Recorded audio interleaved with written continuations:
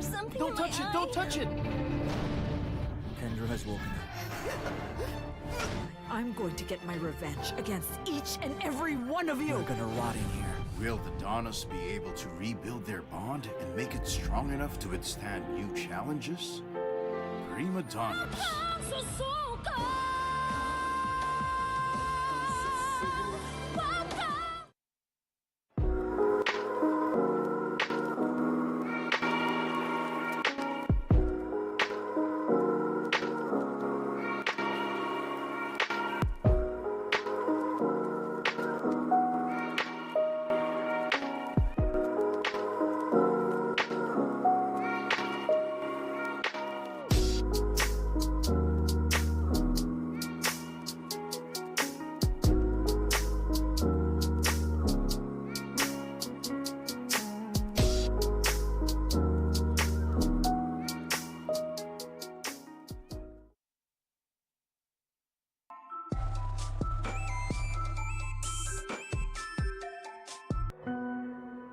Every cub has their story. Because he didn't have a mother, so he was very thin when he came to us. Orphaned cubs learn the skills they need to survive the Canadian wilderness. 3, 2, 1. He's gone. He's gone. Cub Camp. Series premiere, 9th March on Love Nature.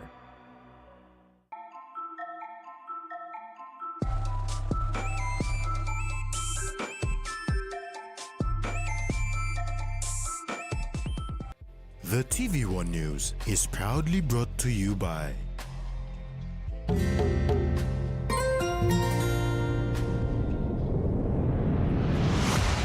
BSP, our bank, our people.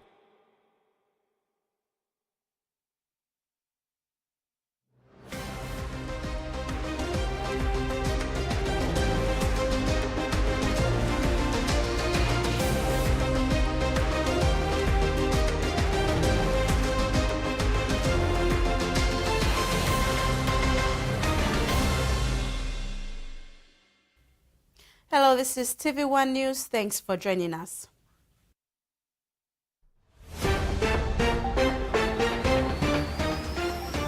In this edition, Central Governor assists Baruni's displaced population, landowners withdraw 14-day ultimatum, and PNG's entry to NRL formalized. Central Governor Rufina Peter has pledged relief support to assist the displaced people of Baruni, especially women and children who have been affected by the recent eviction. Peter, in a media conference today, said her office is working on a strategy on how and where to resettle the displaced people. When speaking to the media during a press conference in Port Moresby today, Central Governor Rufina Peter said the Baruni eviction has caused destruction which led to people, especially women and children, who are now being displaced. Peter said this group of people are vulnerable in the community and should be placed in care centers and well looked after. However, this has not happened due to the negligence of leaders to intervene and resolve this issue when it happened. In taking that initiative, Peter has pledged support to assist the displaced people of Baruni through relief supply and a short-term solution to resettle them. At the same time, we want to look quickly at the Baruni landowners, and if there's a short-term relief measure to put these women and children who are sitting up there in the mountains, been bitten by mosquitoes. The governor also made a call for the member for Moresby Northwest, Loia Boy Samuel, and NCD Governor Pius Pakop to intervene and assist because the eviction occurred within their boundaries. Said that the members that they have mandated to represent them in Parliament have not come to their aid to understand and hear their stories. Specifically, the member for Northwest, Honorable Lohia Boy Samuel, and the NCD Governor, Honorable Powers Parker. While they are people from Central Province, their jurisdiction or their existence in Port Moresby is under the leaders that they have mandated through the election process. She also called on the police to be responsible on their part to provide correct and relevant facts regarding the Mather case, which she said was a sensitive issue and must be treated with care. This is where I continue to stress the importance of police performing their duties within law and accurately releasing statements about incidents, whether it's this or any other incidents that happen in Port Moresby and throughout the country. The governor further issued a condolences message to the family of late Margaret Gabriel, a young woman who was brutally killed in Baruni. She condemned the barbaric act and called for those responsible to face the full force of the law. Tracy Pa, TV1 News. Meanwhile, Governor Peter said the central provincial government, through the Provincial Executive Council, will establish a committee that will oversee the issues that are affecting the people of Central Province residing in NCD. The committee will look at ways on how to resolve these issues and create solutions to address the issues. Provincial governments will, through the PEC, Provincial Executive Council, will set up a special committee that will look at the issues that are arising now that affects people of Central Province within NCD, and look at what other possible ways that we can deal with some of these issues.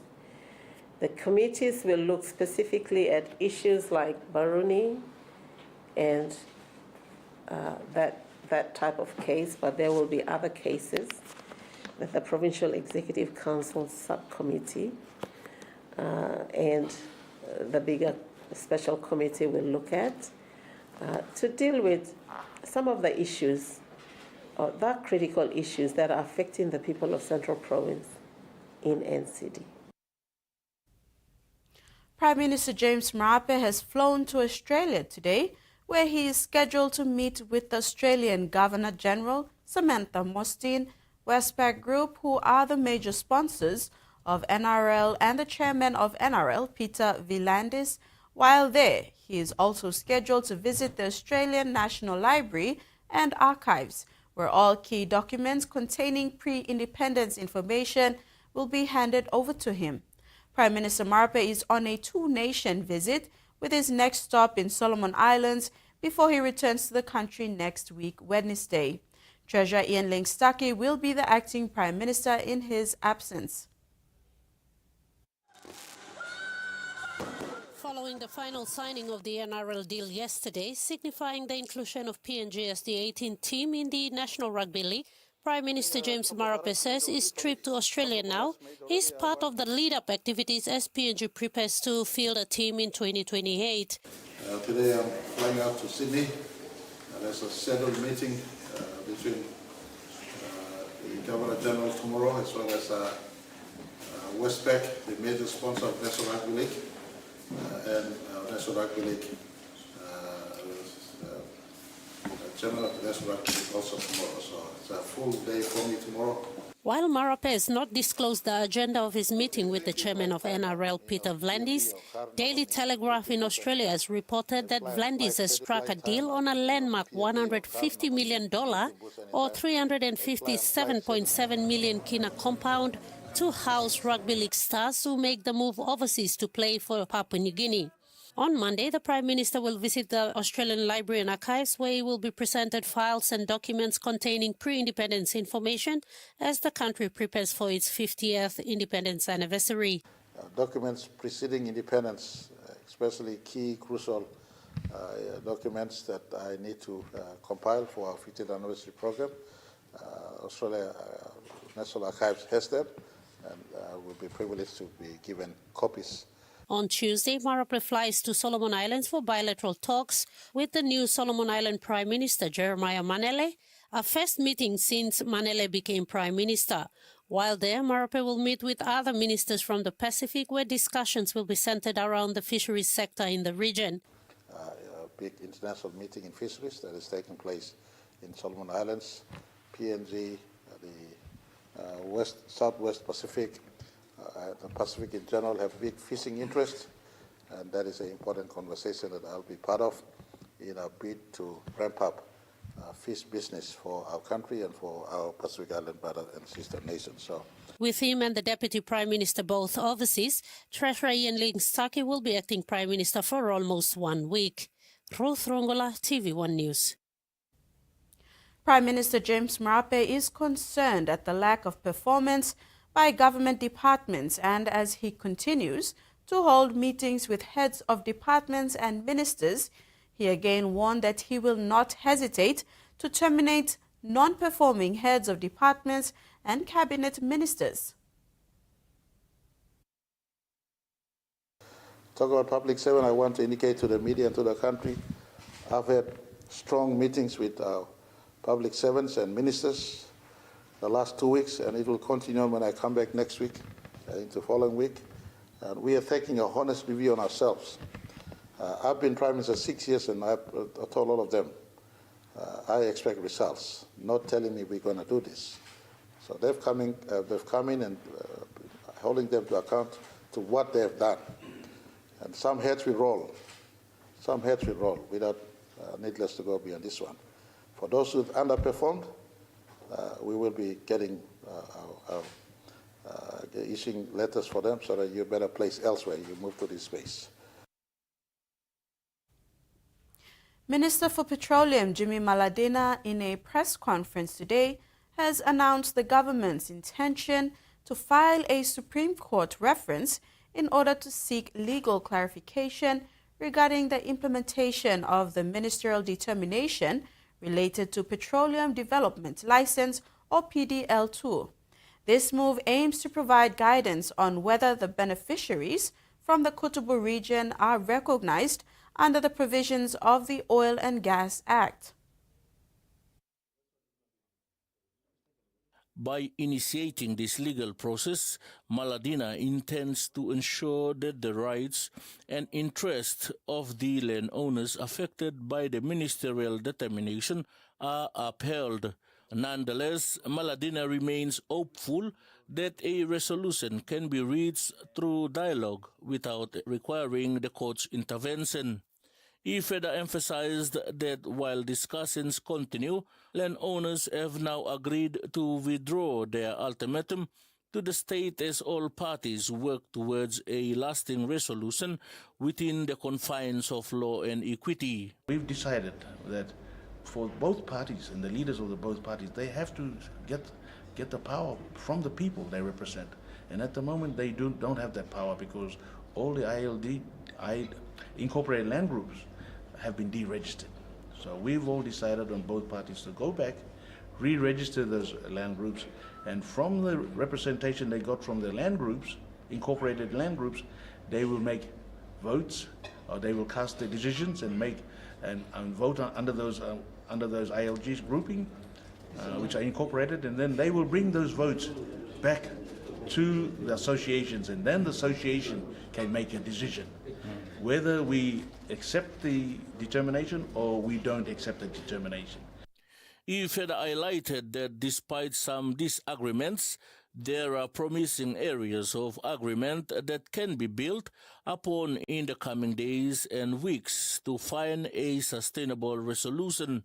The minister reaffirmed his commitment to working closely with all parties to bring certainty to the benefit-sharing arrangements for PDL2, stating that a mutually agreed solution remains the best possible outcome. Meantime, Chairman of Namo Aporo Landowner Association John Capinato and Chairman of Foe Landowners Association Johnny Yavari pledged to work with the government to solve this issue amicably. We need to go through this process and then re-register all the from the 302, the FASUS, the Namakura people, is the 117 IOTs.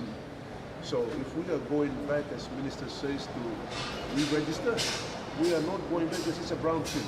We just go back to re-register the 117 IOTs. It's unnecessary. It's just a waste of time.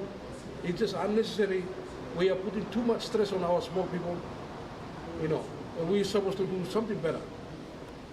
And this ministerial determination is just unnecessary, and it's just creating chaos among our beneficiaries and among our leaders. Freddie Mo, Tvwan News. Meantime, Minister Maladina confirmed that while discussions continue, landowners have now agreed to withdraw their 14-day ultimatum to the state as all parties work towards a lasting resolution within the confines of law. We've agreed to withdraw. They've agreed to withdraw the ultimatum they've given to the government, and the government is supporting that. And now both the government and both sides, we will go back to the drawing board to re-register all the deregistered and defunct land groups. And from there, we will come back and make further decisions. But they now decided they will not give any ultimatum, and they will preserve and work together with the government and let Kutubu project and the facilities that benefit the PNG LNG project and the entire project to go forward safely. This is TV1 News. Among stories after the break, support for rural coffee farmers and OTML awards scholarships.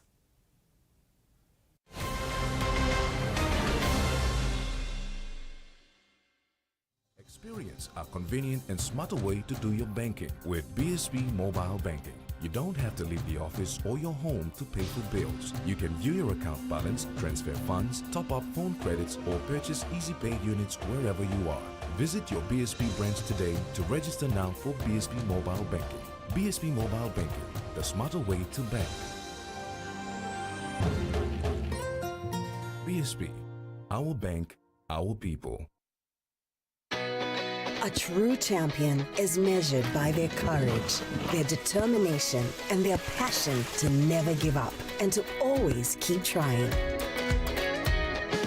With a delicious Milo in milk taste and added nutrients, Milo in milk is a great way to fuel our little champions with nourishing energy every day. Because true champions give it their all. Milo, PNG and Mia. Find PNG made. New Fabuloso multi-purpose cleaner with an irresistible fragrance that lasts all day long, creating a field of flowers in every corner of your home. With an irresistible fragrance that lasts and lasts all day long. Fabuloso, irresistible fragrance.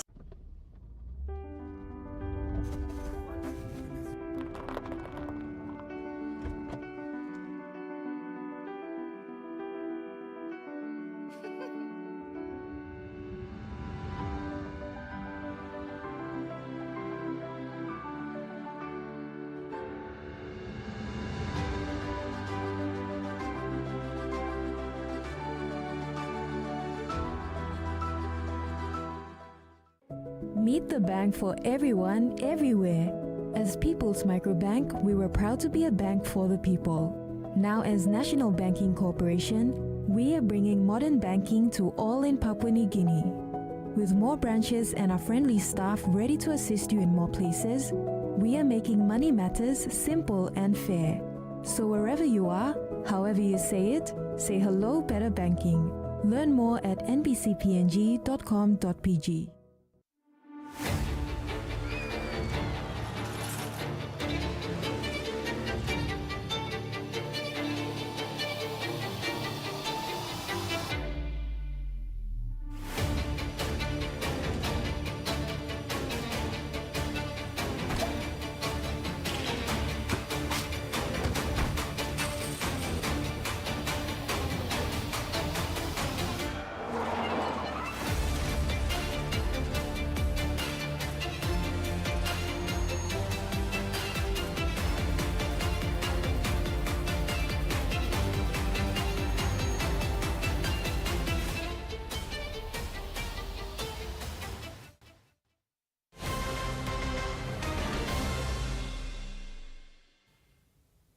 Welcome back. Developing productive industries within the PNG Correctional Services could help reduce costs and contribute to local economic development, says Prime Minister Marape.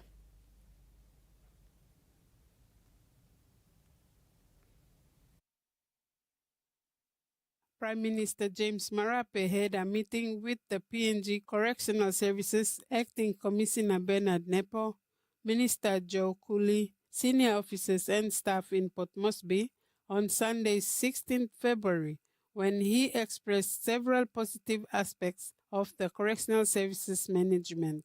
Marape said if prison labor is integrated into productive industries, the labor cost will be much lower. He commented that instead of idly sitting, inmates can be trained in industries that will help them reintegrate into society, while also reducing costs for the state. Acting Commissioner Nepo affirmed that Correctional Services already has rehabilitation programs for the inmates, including industrial skills, with the support of the government. We have existing prison industries right around the country. And so we are taking an incremental approach. But, having given the support by the government, what we'll do is we will now maximize all the prison industries and we'll try to commercialize them. And so the prisoners who are rehabilitated will be put into those industries. They'll work in those industries.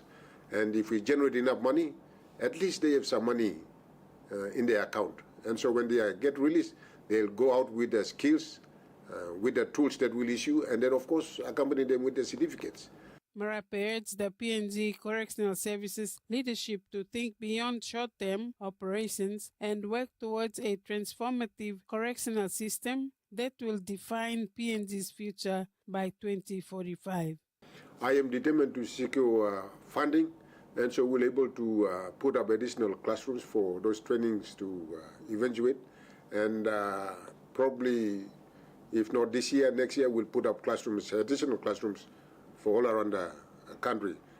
But probably we'll start from the regional jails and then we'll replicate the idea to the smaller institutions.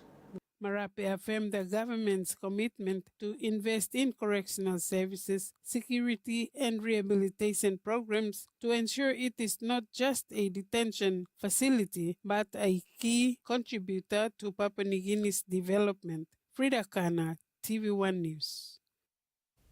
From Upper Bena LLG in the Eastern Highlands, where a well-known advocate for rural coffee farmers is calling for urgent support. James Pupune, also known as Papa Blanc Coffee, has publicly challenged Governor Simon Sia to step up efforts in assisting struggling coffee farmers.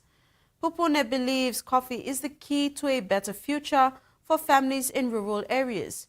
He said only coffee can support children's education. While they are in school, one must maintain existing coffee gardens or plant more trees. Everything in life depends on money, and coffee is a reliable source of income.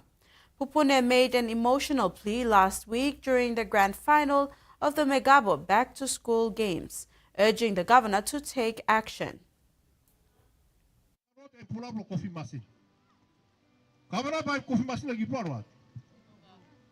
Coffee shell give one. Now you know what maki one man stop. You was able to coffee walk. I'm through. Long na papa. Long enough me talk. Because country people pay tax tap ya. Coffee talk na you buy taxi tap ya. In return, buy you one coffee machine. In return, buy you one empty pack. In return, buy you one sell. In return, buy you so brokati one coffee. But still, me plan of Simeon. Many must say this is okay wrong. Coffee garden, that's all I give the coffee money. And true part of me talking, Papa. The importance of research in a country is not known as much as it's supposed to be in the country. Many Papua New Guineans aren't aware of the importance of research and the funds it needs to offer solutions to many issues. The National Research Institute recently began receiving funds from the government and has submitted the 2024 financial statements and annual report to the government. According to Science Direct, the importance of research in a country goes as far as developing solutions for situations in a country, discoveries, new knowledge, developing technologies, and more. The National Research Institute, or NRI, Chairman Wilson Thompson emphasized the importance of research in PNG. The importance of research is that it is trying to understand the issues or to look at the opportunities and how to deal with it in terms of then recommend to government or policymakers that these things can be done. For example, like the NRI has done work in terms of politics and election systems. So what we have done is that we've given that report to the government saying that we need to amend some of our laws, change some of our systems. The National Research Institute began receiving funds in 2021 and since then has been receiving the support of the PNG government. In 2024, the government allocated 1 million kina to UPNG, UOG, UNRE, Unitec and NRI. Thompson shared that NRI's key research projects were on hold due to funding limitations or reliance on the Australian government. So basically what we're trying to do, what we were telling the Prime Minister and the government was that, look, to have a country that's going to be progressive, you need to invest in research and innovation. And that's what the government has done, government of James Marape. So starting in 2021, they started allocating 400,000, and then we went another 400,000. They took it up to 500,000, and then last year there was a 2 million kina budget for research given. And apart from us at NRI, they also gave 1 million kina each to all the universities. And that is the boost for the research institutions or for the research sector in Papua New Guinea. The NRI Council recently submitted the 2024 financial statements and annual report to the government. NRI assured the public and taxpayers of the country, stating the achievements in 2024. Amongst the achievements was NRI ranking third in terms of research in the Pacific region and having the staff publish in international journals. Recognizing that the Council approved 50,000 kina in 2024 for NRI staff or any researchers in PNG that may wish to access international publications. A life-changing opportunity for 10 university students as Octedi Mining announces its 2025 undergraduate scholarship recipients. Carol Kidu Jr. with this report. 10 university students have been awarded scholarships under Octedi Mining Limited's 2025 Undergraduate Scholarship Scheme, a program that has supported over 70 students since its inception. The latest batch of awardees will benefit from financial assistance, industrial training opportunities, and a potential pathway into OTML's workforce. Over 300,000 kina was committed to support these high-achieving third-year students from UPNG, PNG University of Technology, and Divine Word University. The scholarship covers tuition fees, boarding and lodging, book allowances, travel assistance, and a stipend. 4 of the 10 recipients are top-performing students from Western Province, reflecting OTML's focus on regional development. OTML's Manager Training and Capability Development, Ian Strachan, said the program not only eases financial burdens, but also strengthens ties between the mining industry and educational institutions. Strachan said this scholarship provides more than just financial aid. It opens doors for students to gain hands-on experience through their industrial training program and eventually their graduate development program. Recipients must maintain a GPA of 3.5 to continue receiving funding in their final year. This ensures that not only the most dedicated students benefit from the initiative. Since the scheme's reintroduction in 2023, OTML has invested over 1.4 million kina in supporting undergraduate students. Many past recipients have gone on to secure employment within the mining and engineering sectors. And now the finance news. The kina closed unchanged at $0.2487 in the interbank market. At Bank South Pacific, our kina was buying $0.2412 US dollars, 0.3777 Australian dollars, 0.2240 euro, and 36.20 Japanese yen. Looking at commodity prices at New York close, gold, coffee, copra, and palm oil closed higher, while cocoa, crude oil, and copper closed lower. And on the stock market, the Dow Jones closed higher, ASX closed lower, and all ordinaries closed lower as well. TV1 News continues when we return. Stay with us.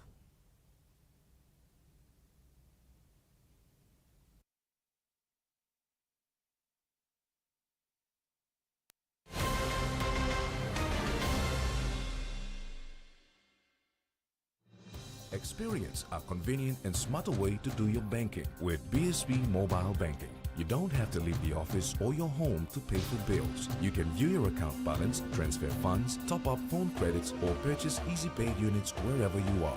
Visit your BSB branch today to register now for BSB Mobile Banking. BSB Mobile Banking, the smarter way to bank.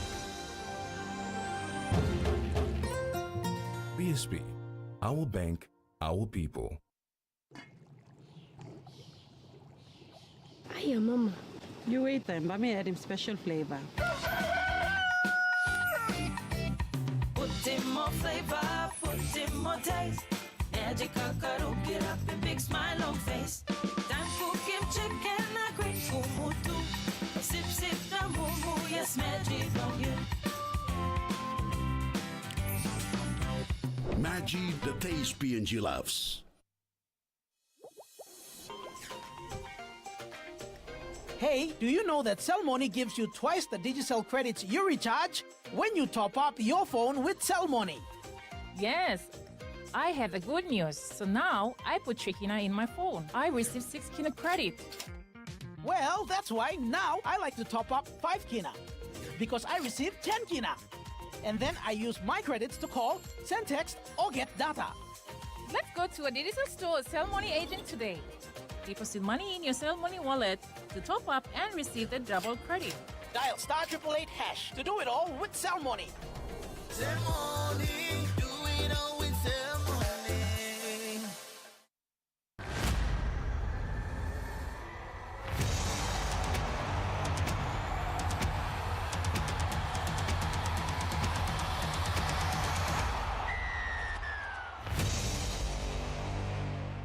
All of us will attend like one big happy family. What's that? This is for Doña Shell. I'll be the one to give that to Mama. You animal! You've been shooting porn videos! Burn everything right now! We need to find out who's been spreading your videos and pay them off because I'm sure they'll use this against the Fieros and you! I can't believe an outsider like you might just ruin the Fieros! You guys ready to go? It's game time. Standing by. Ador Patria has been running an underground porn and prostitution ring here in Alhambra. Beautifully constructed. It looked dead, but it found its way all the way to Ollie Lawrence. He finds Teddy Williams.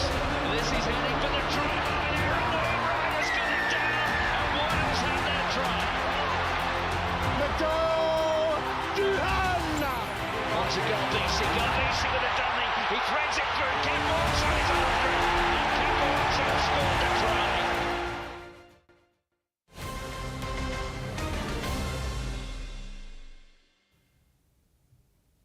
Thanks for staying with us. Construction work on the new tuberculosis ward at the Modilon Provincial Hospital is progressing well, is expected to be completed soon. The new TB ward was constructed following a commitment by the Madang Province Governor Ramsey Pariwa upon a request by the doctors and nurses at the Modilon General Hospital, who claimed that patients and their guardians at the hospital were contracting TB because there was no specific ward for TB patients. Even doctors and nurses contracted TB whilst attending to patients as there were no proper isolation ward to isolate TB patients. Governor Ramsey Pariwa made a courtesy visit last Friday to see how the TB ward construction was going. Nearing completion, this facility will help to minimize the spread of TB. The construction of this ward is a result of a request by the health workers at Modilon following a visit to the hospital by Pariwa last year. The government requested Ramunico Management Limited, who assisted with 100,000 kina through the Social Corporate Responsibility Program.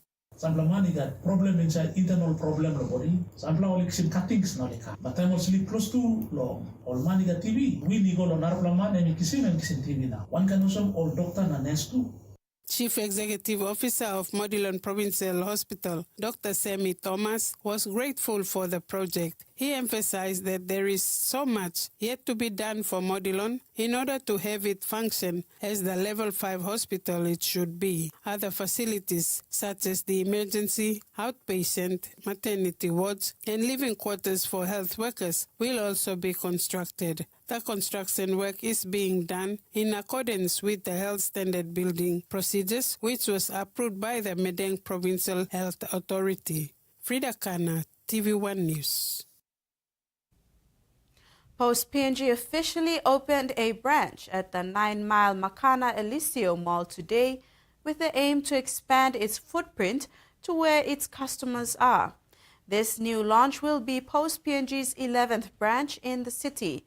This partnership with the private sector, particularly Eliseo, is a testament of Post PNG's focus on increasing its footprint, whilst providing a one-stop shop solution for customers who can access a variety of services such as postal service, financial service, courier service, and other services such as airline ticketing. And as NCD and the city of Port Moresby continues to grow, we believe that there is a demand for the services we provide. We are a government agency. The services we provide is for the people of this country.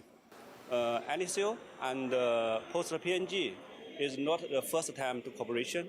Yeah. Our first cooperation is in Rainbow, the Correctional Rainbow Plaza.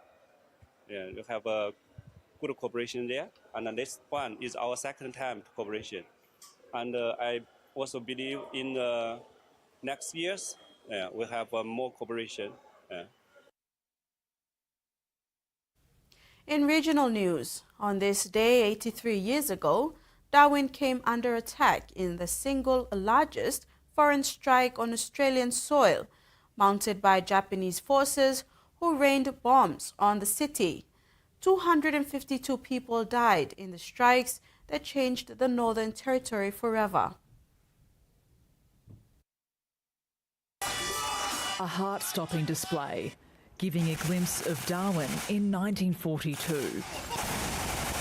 Remembering the day Japanese forces bombed the city in the Second World War. More than 250 people lost their lives, hundreds more were injured.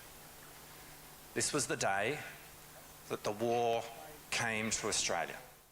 In the sweltering top-end heat, the crowd fell silent, honouring those who died and the bravery of those whose lives were forever impacted by the attacks, including Indigenous Territorians. By sharing these stories and acknowledging the contributions of the Aboriginal people, we honour their legacy and ensuring that their sacrifice are never forgotten.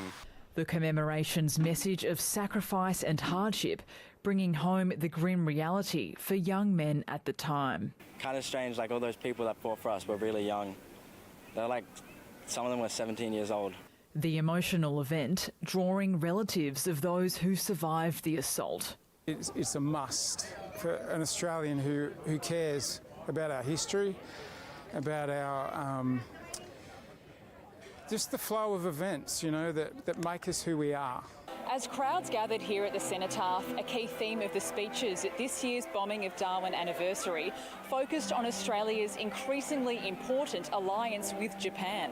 After 83 years, the two countries have evolved from sworn enemies to critical partners in the Asia-Pacific, with plans for Japanese troops to begin regular deployments here in Darwin alongside Australian and US forces. We've gone from being under attack, defending our nation, to welcoming them into our homes to participate in exercise with us. reflecting on Darwin's history of war as Australia navigates an uncertain future. Establishing a carbon tax on maritime transport is a matter of survival for the Pacific Islands, a representative of the region said Wednesday at an International Maritime Organization meeting. An IMO working group in London this week discussed measures to reduce greenhouse gas emissions from shipping, including the possibility of creating a carbon tax. The IMO has committed to approving in April a measure to reduce emissions at the Marine Environment Protection Committee, but not necessarily a carbon tax. A carbon tax would make it more expensive for companies to emit greenhouse gases, encouraging them to curtail emissions, and these funds could be redistributed to poorer nations. You're watching TV1 News. Later in sports, entry to NRL formalized and Lay Stadium overhaul.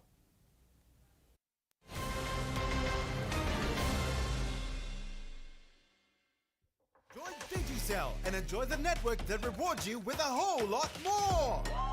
Activate a new Digicel prepaid SIM and get 2 gigs data plus 20 minutes free Digicel to Digicel talk for 3 months. Get your first month's reward instantly with no spend required. Spend 30 kina or more for your rewards in months 2 and 3. So what are you waiting for? Get your new SIM at any Digicel outlet or agent today and enjoy free talk and free data only with Digicel. We welcome you back to all the live action. Yeah, they come to Morris, they will score! He goes the ball and goes right through. But just clutching at his jersey, too fast, too strong, too big. And then the Superman finish. We've all been through a lot last several years. But life is all about Family. Family. Family. I will not answer one more question with my shirt on. Welcome to Platteville, tonight 9:30 on TLC.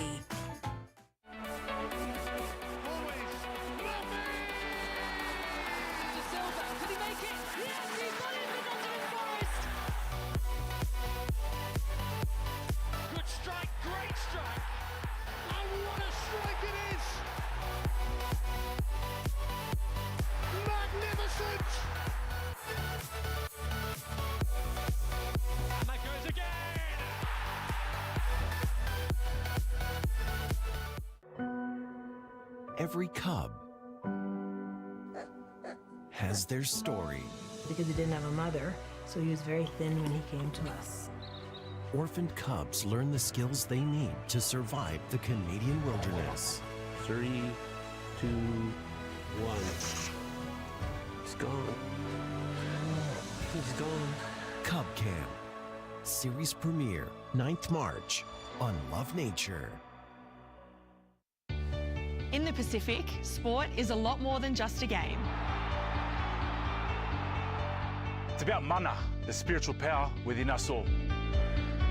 Le Malosianga, from our people, our strength, and the heart of the Pacific. It's driven by custom, our connection to culture, and bringing people together. And Matavuvale, where every player stands tall for themselves and their community. And it's about sharing those incredible stories. You can actually move mountains. You just never know where it's going to take you. Join us for your weekly hit of Pacific sporting action. Celebrating the inspiring stories and incredible athletes from the Pacific and around the world. I grew up with a dream. I think it's just in the blood. Join us for all the sporting action from across the Pacific. Your Pacific sporting journey starts here.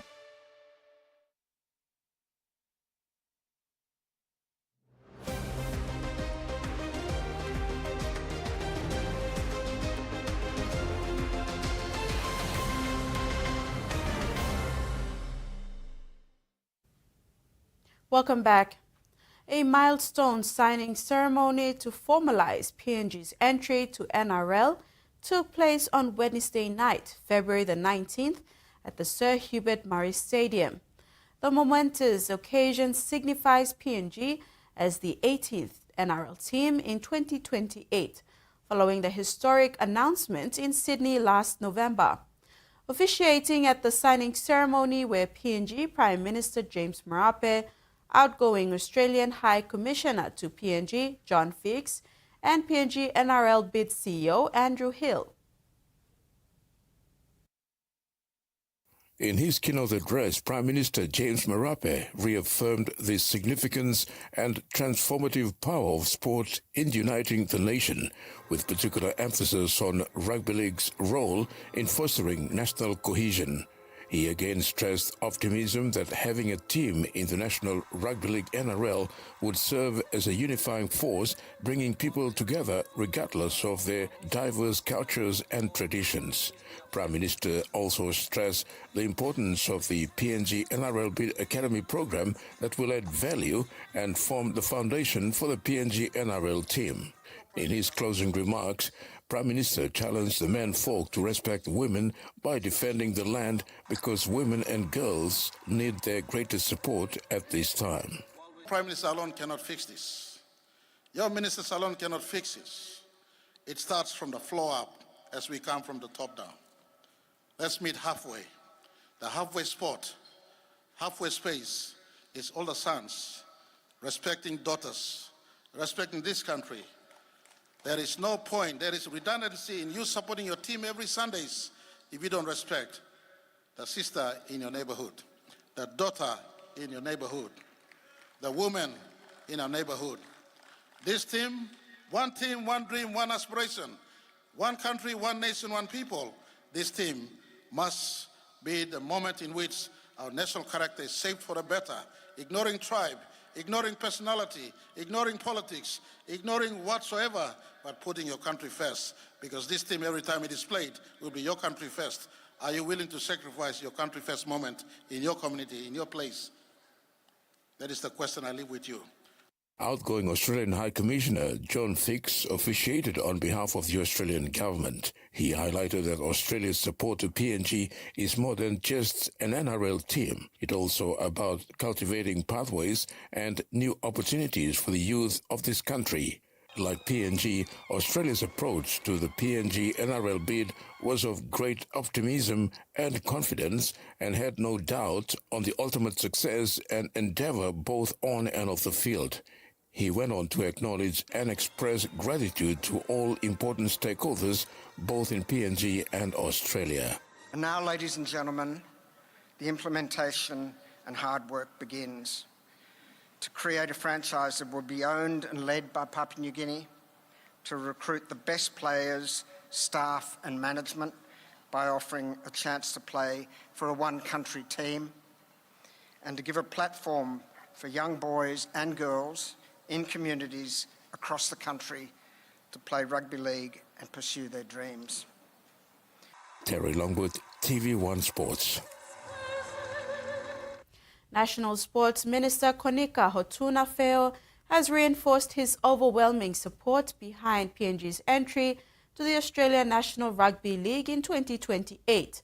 In his official remarks at the NRL entry signing ceremony last night, Minister Feo highlighted this is not just sport, but an enduring bond between Papua New Guinea and Australia, a relationship built on mutual respect, cooperation, and shared aspiration. In his keynote address, Prime Minister James Marape reaffirmed the significance and transformative power of sport in uniting the nation, with particular emphasis on Rugby League's role in fostering national cohesion.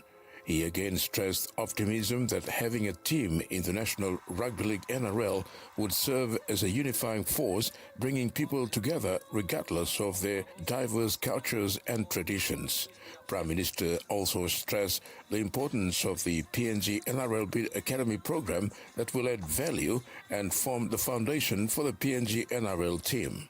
In his closing remarks, Prime Minister challenged the menfolk to respect women by defending the land because women and girls need their greatest support at this time.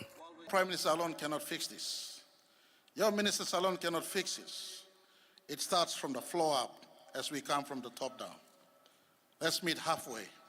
The halfway spot, halfway space is older sons respecting daughters, respecting this country. The scouting and recruitment of young boys and girls from the country will continue in 2025 for the PNG Bid Academy program. Speaking at the official signing ceremony between PNG and Australia to signify PNG's official entry to the NRL in 2028, the signing last night. PNG NRL Bid CEO Andrew Hill said building on from last year's inaugural highly successful PNG NRL Bid Schools Academy tournament in Goroka, this year they are extending the program to other regions to scout and recruit more young talent for their Academy Pathway program. The CEO further stressed the importance and value of the academic program, which has now become a building block to harness talent and build the foundation for the future of the game going forward. And recruiting players from throughout the country and placing them in the pathways in our academy programs. We have created a brand new schools tournament for boys and girls, which was a major success last year in Goroka and was attended by the Prime Minister. The former Melbourne Storm superstar Cameron Smith has emphasized the importance of community engagement and sustainable development as foundational elements for the franchise in Papua New Guinea. He highlighted the need for a robust grassroots program that will not only identify and nurture young talent, but also foster a deep connection with local fans. According to Smith, having a strong community backing is essential to ensure the long-term viability and success of the club. Additionally, the former NRL star noted the strategic importance of partnerships with local businesses and international sponsors. By building these relationships, the franchise can secure financial stability and resources that will aid in player development, training facilities, and overall operational effectiveness.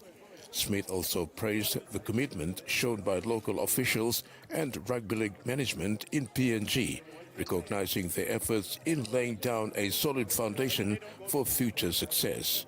With key figures like Wapu Song, Andrew Hill, and Stanley Hondina at the forefront, he believes they have the vision and drive necessary to make the PNG franchise a competitive force in the NRL.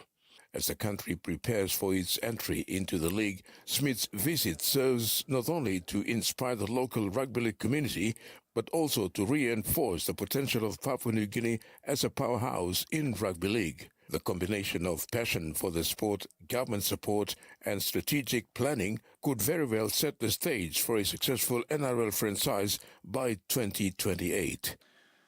Through hard work and perseverance within the franchise, support of the public, its sponsors, and the government, success is not too far away.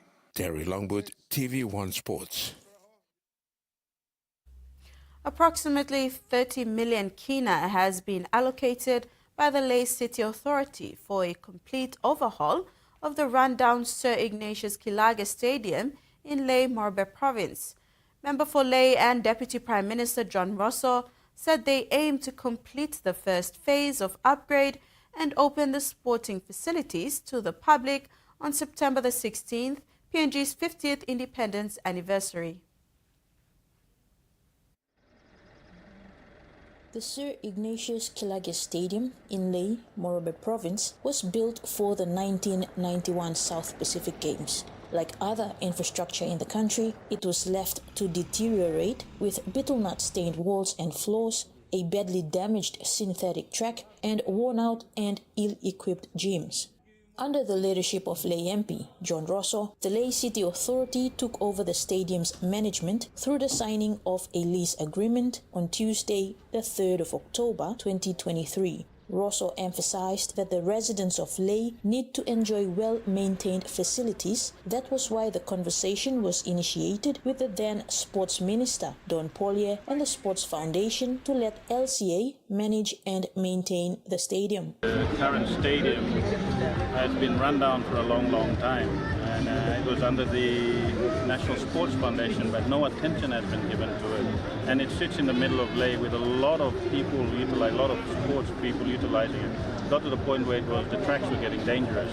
Rosso said LCA has invested in infrastructure construction valued at 30 million kina. This will see a complete overhaul of the sporting facilities. Not only the people of Lae can enjoy it, but we can be able to host national events, athletic events, so that our children also can go and enjoy the swimming pool, the athletics field. And so the schedule for completion of the first part of the stadium will probably be scheduled for September, when we go into the 50th anniversary. So I'd like to give that as a present of a newly renovated stadium to the people of Lae. LCA now manages the entire indoor and outdoor stadium facilities, including the netball and volleyball courts next to the Lae Rugby League ground. This is all part of the Lae MP's plan to restore Lae to the days when families enjoyed a peaceful and safer city. Kamala Guare, TV1 Sports, Lae. And that ends the sports segment. We'll now have the weather forecast.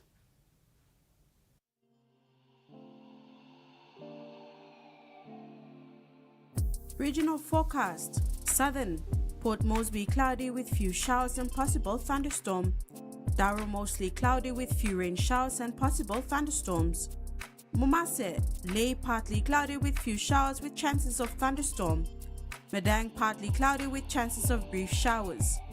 New Guinea Islands, Kimbe, cloudy periods with few showers and possible thunderstorms. Buka partly cloudy with some possible showers. Highlands, Mount Hagen cloudy with evening occasional rain showers and possible thunderstorms. Other centers, partly cloudy with evening rain showers. Ocean forecast, Coral Sea, sea slight to moderate, rough over the eastern sector with southwest to northwest winds of 10 to 20 knots, reaching 25 to 33 knots over the eastern sector and tending clockwise. Solomon Sea, sea slight to moderate, becoming rough over the western sector with northwest to westerly winds of 10 to 20 knots, increasing to 25 to 33 knots over the western sector. Bismarck Seas, sea slight with northwest winds of 10 to 15 knots. Pacific Ocean, sea slight with northwest to northeast winds of 10 to 15 knots. And coastal waters forecast, waters of Samaria Island to Cape Vogel and all Milne Bay Islands to Horn Gulf to Finchefin, sea 0.5 to 1.5 meters, rising to 2 to 3 meters along warning areas. Waters of Medang to Wewak, Vanimo and northern PNG Indonesian border, and waters of Manus and its western group of islands, sea 0.5 to 1.3 meters.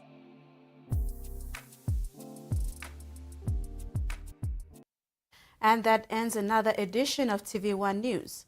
Thanks for your company. Good night.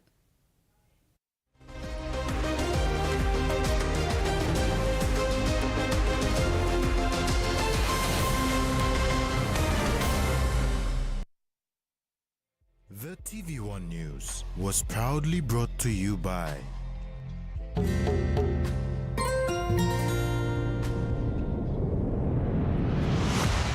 BSP, our bank, our people.